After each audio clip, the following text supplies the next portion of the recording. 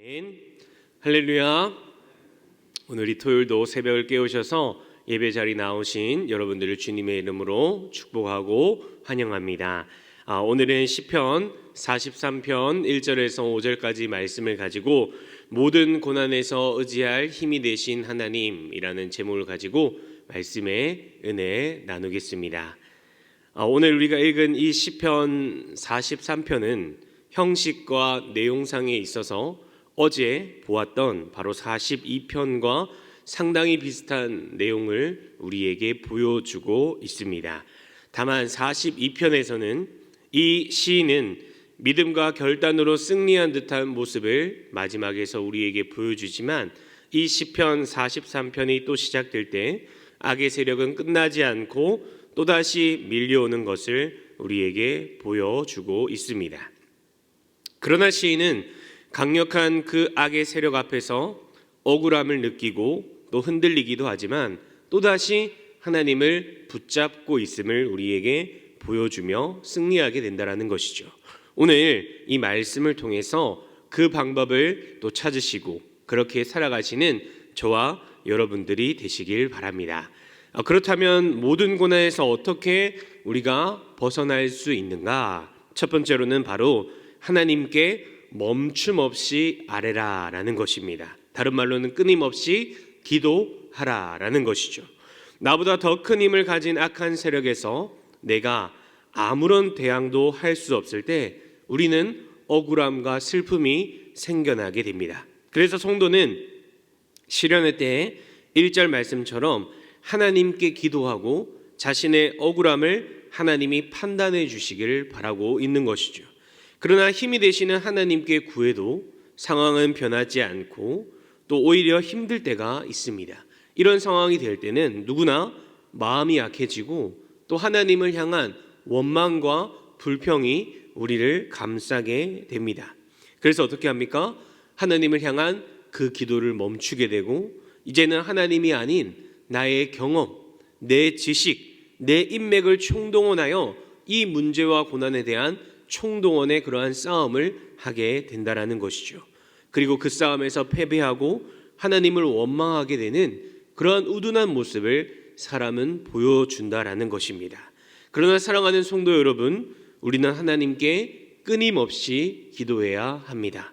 왜냐하면 3절과 4절 말씀 보시면 하나님은 빛과 진리가 되시며 큰 기쁨을 되게 하시는 하나님이시기 때문입니다. 시인은 여기에서 여러분 소유격을 사용해서 나의 하나님이다라고 그렇게 표현합니다. 이것은 시인과 하나님 사이에 먼 거리에 있는 그러한 관계가 아니라 하나님과 시인 사이의 친밀함을 표현하는 것이며 하나님이 주실 그 기쁨이 반드시 나에게 속하게 될 것이다 라고 하는 바람이자 확신의 고백인 것이죠.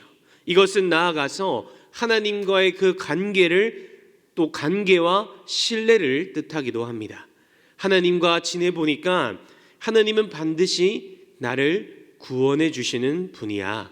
나의 기쁨이 되고 나의 든든한 아버지가 되셔. 난 그것을 믿고 신뢰해. 그럴 때 바로 사용하는 단어가 나의 하나님이다 라고 하는 그 단어의 사용이라는 것입니다. 여러분, 소원하기는 내가 하나님에게 기도하기만 하면 하나님이 딱 그 기도를 들어주는 어떠한 보물상자, 램프의 요정 지니와 같은 그러한 존재가 아니라 나의 아버지가 되시는 인격적인 관계, 나의 하나님이 되어 문제의 그 해결함 이전에 하나님과의 관계가 나에게 기쁨이 되고 하나님을 신뢰함으로 하나님 자체를 먼저 만나시고 그 하나님이 나의 하나님이 되셔서 문제와 고난도 해결함 받는 저와 여러분들이 되시길 간절히 주님의 이름으로 축복합니다. 아멘. 두 번째로는 이 모든 것은 바로 전적으로 하나님의 허락하심 속에 이루어진다라는 것입니다. 여러분, 우리는 믿음 생활을 할 때 때로는 공로주의라고 하는 것을 강조하게 됩니다. 하나님 앞에 내가 늘 봉사하고 열심히 섬기고 물질도 드리고 그러면 하나님이 내 모든 길을 다 평탄하게만 해 주시겠지, 내가 원하는 대로만 행하게 해 주시겠지, 이러한 생각을 하게 됩니다. 그러나 여러분, 하나님은 이미 우리에게 모든 것을 다 허락해 주셨습니다.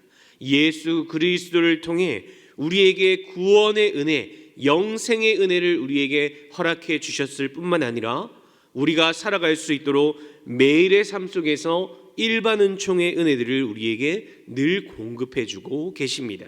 사실 이 사실 하나만 우리가 기억한다라고 할지라도 우리는 평생을 내가 하나님 앞에 갚을 수 없는 은혜를 날마다 받으며 살아가고 있다라는 것이죠. 그렇기에 우리는 모든 고난까지도 하나님의 전적인 허락하심 가운데 있음을 인정하고 그 하나님에게 은혜를 구해야 한다라는 것입니다. 그 방법이 3절 말씀에 나와 있는데요, 우리 한번 3절 말씀 같이 읽도록 하겠습니다. 시작. 주의 빛과 주의 진리를 보내시어 나를 인도하시고 주의 거룩한 산과 주께서 계시는 곳에 이르게 하소서. 아멘. 바로 빛과 진리로 하나님 나를 인도해 주시고 기도해야 한다라고 말하고 있는 것이죠.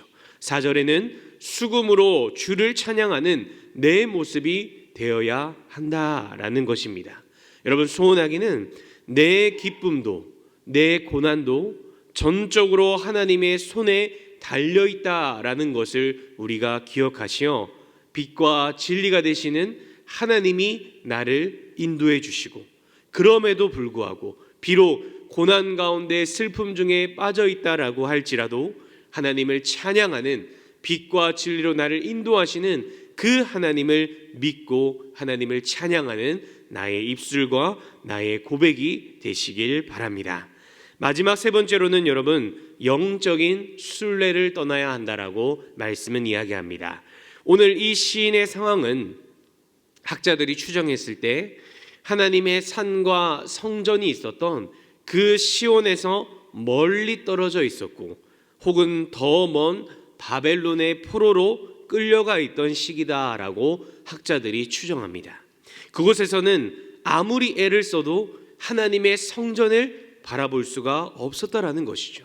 볼 수도 없고 있지도 않는 그러한 상황 가운데 이 시인이 처해 있었다라는 것입니다. 아무리 노력해도 그 포로의 삶에서 도망갈 수가 없는, 노예의 삶에서 도망갈 수가 없는 그러한 상황에 빠져 있었다라는 것이죠. 단순히 고난의 정도가 아니라 날마다의 삶이 고통과 고난만이 펼쳐진 그 육신은 너무나 힘이 들고 영적으로는 하나님에게 나아갈 수 없는 극심하고 비참한 상황 가운데 있었다라는 것이죠. 그러나 시인은 5절 말씀을 통해서 하나님을 이렇게 찬양합니다. 이 5절은 어제 나왔던 말씀에서도 두 번이나 우리에게 반복해주고 있는 말씀인데요, 우리 5절 말씀을 한번 같이 읽도록 하겠습니다. 시작. 내 영혼아, 내가 어찌하여 낙심하며 어찌하여 내 속에서 불안해하는가? 너는 하나님께 소망을 두라. 그가 나타나 도우심으로 말미암아 내 하나님을 여전히 찬송하리로다. 아멘. 말씀은 이야기합니다. 어찌하여 낙심하여 어찌하며 불안해하는가? 너는 하나님께 소망을 두라. 하나님이 반드시 너를 도울 것이다. 시인의 상황은 여러분, 변한 것이 없어 보이는 그러한 상황 가운데 있습니다. 시인의 마음속에 늘 불안함과 낙심이 그 속에 있었음을 우리는 알 수 있다는 것이죠. 그럼에도 그가 기도하며 또 찬양하며 얻은 것이 있는데, 그것은 바로 하나님에게 자신의 소망을 두는 것이었습니다. 왜냐하면 바로 하나님만이 그 상황과 고통에서 나를 건지실 자요 구원해 주실 분임을 분명하게 그는 믿었기 때문입니다. 사랑하는 성도 여러분, 혹시나 내가 지금 해결하기 힘든 문제 앞에서 어려움을 당하고 있거나 고통 가운데 계신 분이 있으십니까? 하나님께 그리 열심히 내가 한다라고 그렇게 행동하고 있는데도 왜 이런 어려움을 나에게 주십니까? 라고 불안해하며 낙심 가운데 있는 분이 있으십니까?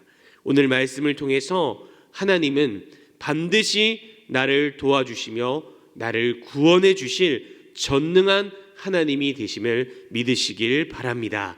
빛과 진리가 되셔서 우리의 모든 삶을 인도해 주시며 나의 환난 가운데 유일한 소망이 되신다라는 그 사실을 여러분 잊지 마시길 바랍니다. 그래서 나의 이 슬픔이 변하여 나의 기쁨이 되고 나의 고통이 변하여 나의 행복이 되며 모든 상황을 해결해 주시고 회복시켜 주시는 그 역전의 하나님, 소망과 빛과 진리가 되시는 그 하나님을 경험하며 오늘 하루도 살아가시는 저와 여러분들이 되시길 간절히 주님의 이름으로 축복합니다. 아멘.